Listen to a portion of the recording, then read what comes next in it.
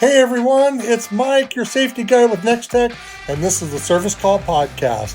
This is a show where we talk about the people who actually keep the lights on, the air running, and the job moving forward. But the show goes beyond our industry to explore resilience, leadership, and lessons from people who answer the call to serve. We'll feature techs, leaders, and a few wild cards, and real stories from the field, the shop, and everywhere in between. No corporate scripts, no sales pitch, just real conversations with people who know what it means to show up and get it done. Let's roll.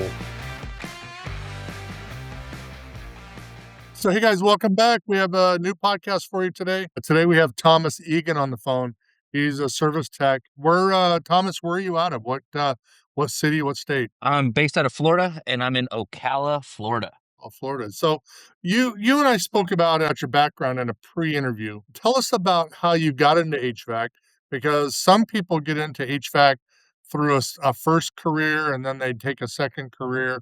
But you were in high school, went right into the trade. Tell us a little bit about that. Yeah, so my dad's electrician by trade, and that was one thing I didn't know what I wanted to do after high school. And my dad said, "Hey, what about a trade?" And there was a AC shop, and I knew the owner and got into it that way. Was a summer of just being a gopher, go for this, go for that, and then decided that that's what I wanted to do because you got to go somewhere different every day. Your service call is different. Your just everything about it's different. And then went from there and went to trade school, and then started building ice rinks, and now I'm here at Next Tech. Oh no. It can't be that simple. What do you mean it can't be that simple? Well, because you said your dad was an electrician, so was he kind of like bummed when you didn't choose electrical and you went into HVAC, or did he want you being an electrician? I did a lot of electrical work with him, but no, he was just a trade, any trade, plumber. He was open for anything. He was really big on, if you have the knowledge, it can't ever be taken away from you, no matter what it is. So then growing up in Florida, HVAC is just as important as electrical, correct? Well, I grew up in Texas originally, but Oh, you yeah, I did. mean, still, yeah, originally from Texas. You mentioned then that you built a church. You built a church. What happened there? Tell us about that, because that's an interesting story. I grew up in the church. It was called Builders for Christ, and we would always, they helped us whenever we went from a smaller church to a bigger one. They helped build it, and then got in with that. And since my dad's, he's a master electrician, they got him to help with the wiring, and I kind of followed him and got to do that with him and help him wire up churches and stuff like that. So I've always been around a trade of some sort growing up. Did you travel the country building churches, or you mostly stay in the South? Mostly in the South. It was Alabama, South Texas, and then we helped with an orphanage down in Juarez, Mexico when I was younger. Cool. I mean, and Yeah. a lot of people talk about going on a mission, and some people talk about traveling for Christ and doing different things and opening churches, but you did that both. You built churches and you opened them. Yeah, it was a fun time. You met a lot of people, met a lot of different people because I wasn't like the other kids that got to play. I had to help dad run wire, so I got to know a lot of the older guys and hear some interesting stories and be around that kind of stuff. But you're building churches. Was this before or after HVAC school? That would have been before I was junior high and high school. Wow, so really young. And then you went to HVAC school after talking to your dad, and your dad says you need to pick a trade. And then you go to school. Was it like a 1 or 2 year program? Was it a private college? Tell us about that. It was Lincoln Tech is the name of it. I think they've only had it for like 2 years when I joined, and it's a 10-month program. And you start out with your basic, just how the refrigeration cycle works, what you have to have, what you don't have to have. And then your next is electrical. And then it kind of branches from there because they've got multiple classes. So they had a refrigeration one, they had a green energy one. You had you're deeper into refrigeration, you're deeper into basic AC installing and all that stuff. So it was fun. You got to do, because we were new, we did a lot of the work for the college. Like if they had problems with their AC, we would check it out and stuff like that. So did a couple field trips to some different ice rinks, looked at some ammonia chillers and stuff like that.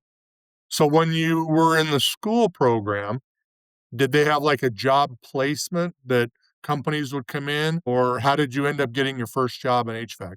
So they had people that were from the school that have moved on and went somewhere else and started there, and they would come back and tell their stories. And a lot of them were hiring, or they would say, "Hey, we're looking for people." And I applied to a company called Feld Entertainment, which does the ice rinks for Disney on Ice, and Tyson Chicken. They run ammonia chillers. And those were the two. I wanted to do more industrial, more commercial. I wanted to stay out of residential after hearing some stories and horror stories of dealing with that. When they were asking you to build ice rinks, and I've done refrigeration and HVAC for a long time, I have never built an ice rink. How do they build an ice rink? What is it? Is it like a plate heat exchanger? We're gonna get a little technical, and I apologize for the non-technical. I will do my very best to make it as simplified as possible. But I would assume there's a border. They're gonna flood this floor with about a half an inch or an inch thick of water, and then they're gonna freeze it. How do they do So that? Or how do they build? Because I don't know. so we ran two different types of ice rinks. One was basically you had a brine pump and your chiller, and you would run your glycol solution to your chiller and then back to your ice floor. And the ice floor, you either had the plates like you were talking about, the like a heat exchanger plate, and you would run it through the plates and then back and keep that cycle, or they would build a border and then you would lay like a tarp down, almost like a thick, heavy duty tarp, and then you would drop a set of tubes inside the ice floor, and then you would fill it up and freeze it. For those of you that are listening, you're like glycol, brine pump. A pump, just like a pump at your pool pump, Yeah, just a same 5 similar horsepower. setup. And then what? Yep. And then glycol is basically radiator fluid.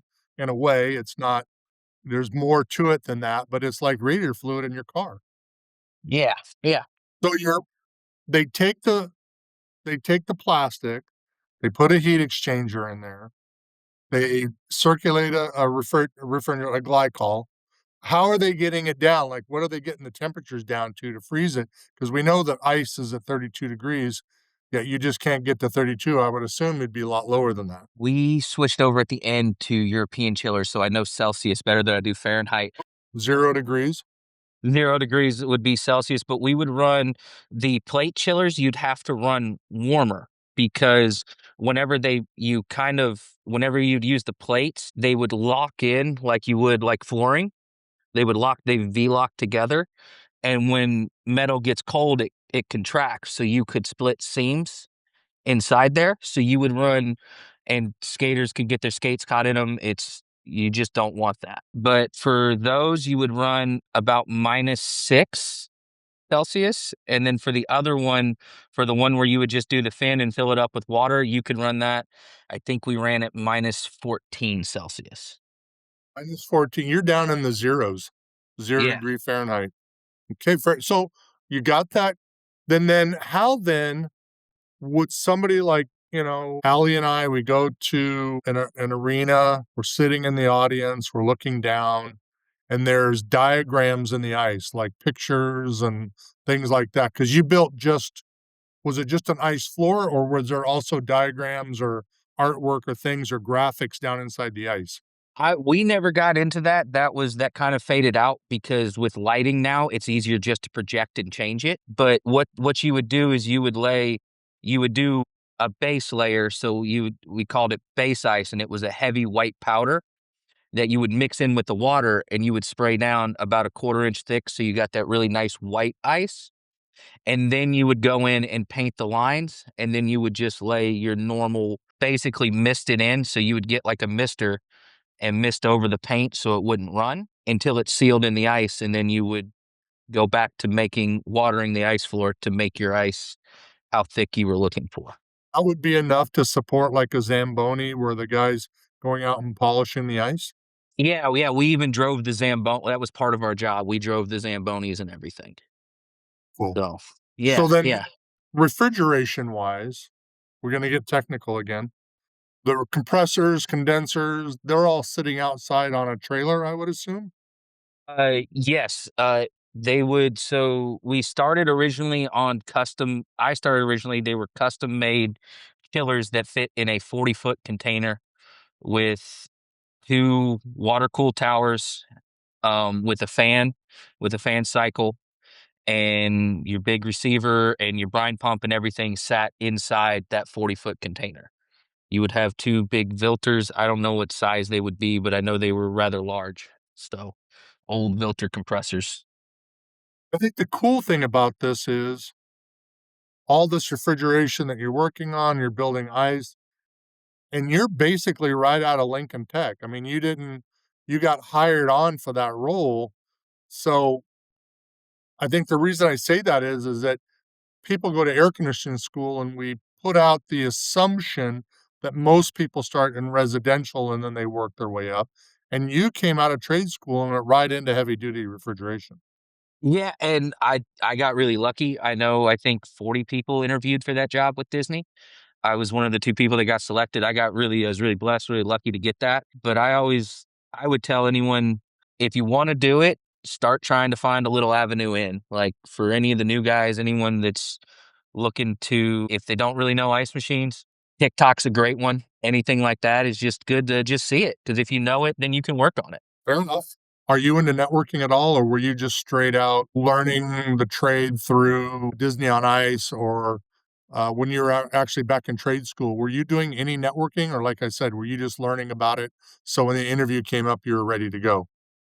I was just learning about it. Back in my little town, there was 2 AC companies that both said, "Hey, when you get out, you're more than welcome to join on," but they were both residential, and that was not something I wanted to do, so pursued other avenues. So, not really networking, but it helps to know somebody. So then you choose not to do residential. You get into ice rinks. You mentioned about traveling the world. Tell us about traveling the world. Yeah, they surprisingly, everywhere needs ice. We put them up in basketball courts or wherever, but yeah, like they've set up ice rinks in Rio, Berlin, Sydney, all over. Just it was an experience, because on top of that, like when I started out, I was just an assistant that helped set up the ice rinks and then became a tech. But you would have to uh, plan all your travel, and then you would have to keep up with visa requirements on top of that, because you can only spend, I think it's like 180 days in what they call Schengen country, which is the European Union. So you would have to, okay, I'm doing this many days here, so we have to leave for 2 days here, so I can stay the extra 2 days here. So you had to deal with governments and try to piece all that together along with traveling. What is the weirdest place that you built an ice rink? Weirdest place I've built an ice rink is, oh, I can't. It was a small town in South Brazil, but it was on one of their old basketball courts. Like, the panels, each panel weighs about 300 pounds, and you stack them up on carts and you roll them in. They're 2 little dollies. You have about 10 to a stack, and I remember rolling it in there and the floor falling out on us. So, like, it just went through the floor. That was probably the weirdest one, because it was all open air. So you had to fight natural drafts and everything else while trying to keep the ice dry and safe for the performers. Like, you're running off generators and everybody else. Like, you're relying on not just what you know, but you're relying on, hopefully the gen guy filled up the generator with gas so my chiller doesn't go down. Hopefully this is going on over here, so we still have this. And then while we were there was a trucking strike. All the truckers went on strike. We couldn't move trucks. It took 6 days to move our trucks out of there. They had to get a government escort to move them, because truckers were getting pulled out. They were dragging them out because you were going against the strike. So you and the whole design on it, the whole goal on this then is to put a Disney character on ice and a show for people to see Disney characters skating. Does the world view it the same as we view it here in the States? Yeah, yeah, definitely.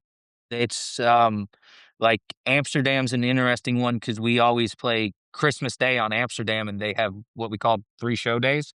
So you would do 3 shows, and everybody would come dressed, suits, ties, like they were going to a ball. Like, it was a big thing to go to on Christmas and Christmas Eve. Japan was another one that was crazy about it. Like, they wanted people's signatures just because you were working on the show.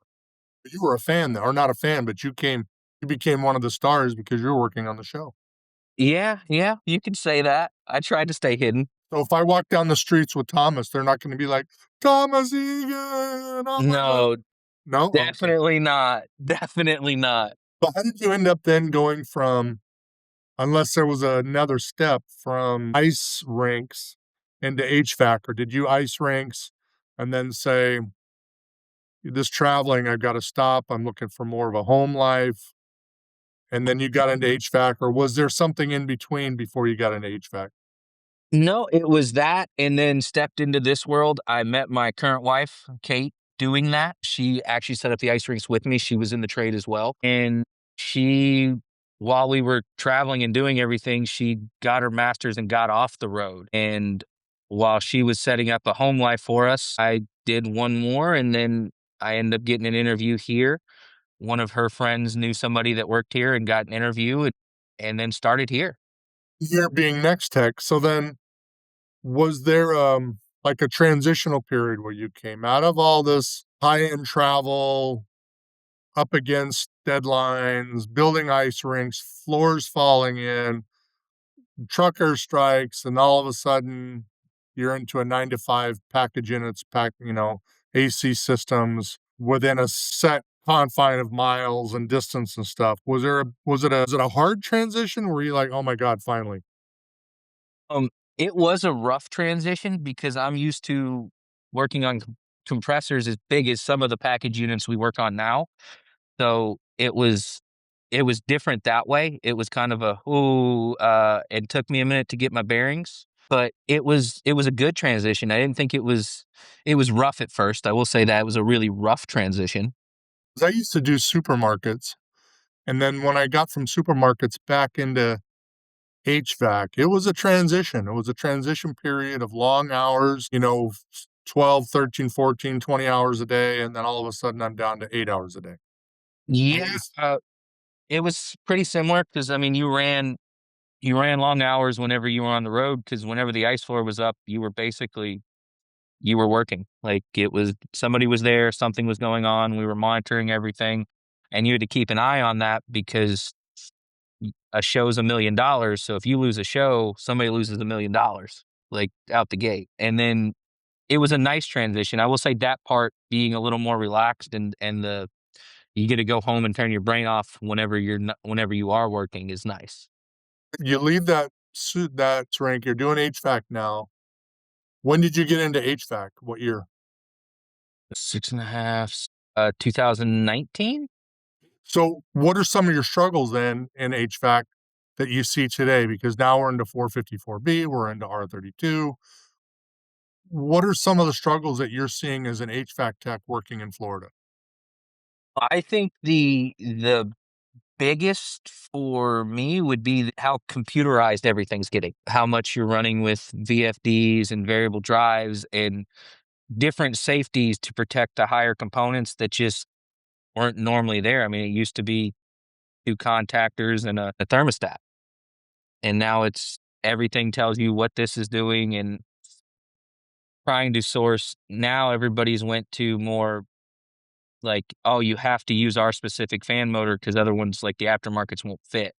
So I think getting parts is the biggest difficulty now. Because that is something that's discussed is we want OEM, OEM, OEM, OEM, and then the customer will say, "Hey, can we do something aftermarket because OEM is not available right now?" Is that a struggle then? Is taking systems that are requiring maybe the harnesses are an exact match, now the harnesses don't match? It is and it isn't. Some of it is just the size of, like, now with some of the newer units that are coming out, the fan motors are getting so much smaller, so what holds the fan motors, like, is totally different than what you would use as an aftermarket, Something mounting you know? brackets. Yeah, things of that nature. It's all doable, but it just takes a lot more time, a lot more work, and then a lot more of just understanding what you're working on is, I think, just a basic understanding. Are you tool-wise, what kind of tools do you stock? What are you running for tools? What are you running for tool bags, things like that? I recommend for anyone the smaller drills because climbing up a ladder and getting in some of the smaller places, I recommend the smaller drills and digital. I would say go digital if you can get the probes, just so you're not wasting refrigerant and then makes your tool bag lighter. and that's save your back, save your time. Smaller tool bag, the more tools you can compress in a smaller section, I would highly recommend. Are you a Vito tool bag guy or are you something else? I love the Vito tool bags. They are pricey. I do have a couple, but they are great bags. Every one I've had, I have absolutely loved. That's a good answer because if you had said no, this interview would have been over. That's good. So you're Yeah, telling so you do you train new apprentices that are coming out and maybe the company hires with your background and your extensive knowledge? Does the company have you training apprentices? Are you working with the younger techs? I do work with a lot of the younger techs. A lot of the younger techs, I always give them my number. Like my phone's always on. And if they try, then they'll figure it. Like as long as they're trying, then we can all work together. There's been a couple new guys that I have come to love, and they have learned so much, and it's been fun. I enjoy the teaching and seeing people go from point A to point B, and I love whenever, hey, you're gonna go work with this guy tomorrow. He quoted this job, and you're like, hey, you figured this out? Hell yeah! Like let's rock and roll. So yeah. When so kind of going to be an age question. I know where I sit. I'm an old guy. hmm Do you support the using of press tools and refrigeration systems? Now If it's it not works, yeah, like I am not into pressing. I like to braze my fittings. Do you press? Do you support the use of press? And it's not a bad thing because a lot of guys will use press like on mini splits and things like that because it's a cleaner ends up with a cleaner job. Are you into pressing? I've never got the chance. I've never worked with anyone that presses, but I enjoy brazing. But I think if it works, and from everything I've read and research I've done, as long as you do it right, it'll last just as long as a braise. But there is something about getting the torches out and brazing that is enjoyable, comforting, and relaxing. Relaxing. Okay. So in the refrigeration and HVAC, we have to join two pieces of copper together in places. And traditionally, the way to do it has been a torch and a stick of solder, and we braze them together like welding. Even though it's not welding, we call it brazing. Now they make a fitting that will actually connect the two, and a pair of jaws will clamp down and squeeze the fitting onto the pipe and make a leak free. Now, same process, it's much cleaner. In some cases, it's faster. In some areas, like where you're working in a hospital and you have oxygen tanks and places like that, where a hot works permit is required, you don't have to get a hot works permit because you don't have a torch. You don't have flame. Tried and true, looks like myself have been around for a while. We tend to braise a little more, I think, but not all of us. There's a lot of tried and true techs that have pressed fittings on there and have had wonderful success. I think the press fittings have a definite place in our industry. And I think brazing has a definite place in our industry. I know there's a lot of people that will say brazing is on the way out and everything will be pressed. I don't believe that. I think there's going to be needs for both. So, but with pressing, just like brazing, there's training, and you have to train to learn how to use the tool correctly. If you don't, you'll have leaks. Just like in brazing, you do wrong, you'll have leaks. If you press a fitting wrong, you're going to have leaks. So, I think training is the key to both. I support both. I don't think either one will become the majority over the other, especially like with I would assume ice rinks and things like that and the pressures and the temps. I would assume brazing may be a little more popular. What say you, Thomas? A lot of them were bolted flanges. That's mostly what we used. Flanges.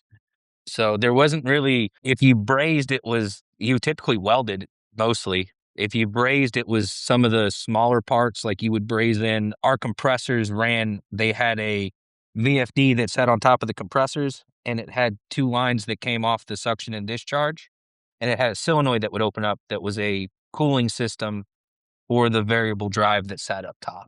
So it was like a refrigeration system inside a refrigeration system. But they want air cooled VFDs. They were refrigerant. Yeah, yeah. Some guys, man, you talk to them and they're like, absolutely not. I'm doing brazing till I die. And they don't accept pressing. And then there's people that I'll talk to and it's pressing all the way. And I'm never brazing again. I think you're right. I think there's a use for both. I think no matter what, you're still going to have a leak on a U-bend. You're going to have to braze shut at some point in your life, and you can't press everything. But I'm open to pressing. The problem is the price for the tool's too expensive. Like, it's just the cost of it. I think overall, though, I mean, at some point, your cost is real high, and then the more you use, it starts to drop, and then it begins to level out, and just like anything. I mean, if Yeah. you bought you're doing variable speed, you're buying an expensive fluke meter with RMS and backlit because you're working at night and all that, that's gonna be $1,000 meter. It's just gonna be the way it is, and the more you use it, that $1,000 becomes less and less. It begins to pay itself back. How do you see the trade progressing? Do you think because I'm starting to see now, and I'll ask you as a young tech, I'm starting to see a shift in the mindset of people that used to be the blue collar was bad. You should code, code, code, go to college, get a degree, get a college degree. And now it's starting to be that you don't need a college and a degree, that if you go to a trade school and get into a blue collar job, you can make the same, if not more, with more possibilities to make more money. How do you see the trades progressing? I see them shifting that way. I also know that there's a big shortage in the trades across the board. I think by, what is it, 2028, we're short 3 million people. So there definitely is a money side to it, but I see it just growing, and I see it being more needed than ever. Do you ever see it that we talk about AI? Do you see a time or a spot where AI could make us obsolete? It's a loaded question. I could see it trimming down uh, some of the people that are unsure in their job. I could see it trimming those out because, I mean, now if you run into problems, you can go into Google and type what you got, and scenarios will pop up. And AI kind of takes some of the guesswork out of it for some people, but there's still going to be those, man, I've never seen this before. It doesn't make sense. And then once you dig into it, you're like, I've seen it once when the moon was up and so was the sun and everything else just aligned. Like, you still have that odd stuff that AI won't be able to see or predict. Thomas Egan works himself into a journeyman supervisory position. The company asked him to go out to a high school, junior high, because that's really where we start to plant the seed about blue collar, about junior high, seventh, eighth grade, high school, and said, and you're tasked to give a speech or something about why you should go into blue collar, men and women both. Doesn't matter. What would Thomas Egan say? I would say knowledge is power, and knowledge can never be taken away from you. And having something that you could, if your wife or your parents or something changed where you had to move, you can always find a trade in another city pretty quickly. There's always something you can grab onto. That would be my big thing for younger people getting in the trade. And the money's not bad. The money is not bad.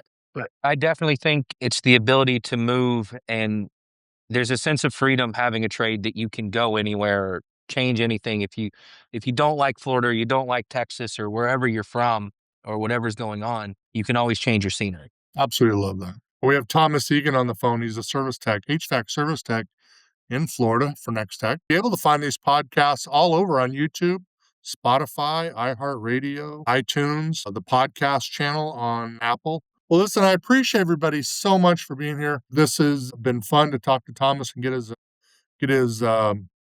thoughts about the trade and learning about the trade and learning about ice rinks. So next time you watch, Dancing with the Stars and they're on ice, or you go to a Disney event on ice, just know you think about how they built that ice rink and they put it together, and the work that goes into it. And if you're thinking about a career, you can make a career building ice rinks and traveling the country. You can do that all being blue collar proud and working in HVAC and refrigeration. This is the Service Call Podcast powered by Nextech. Thank y'all. Thank y'all for having me on.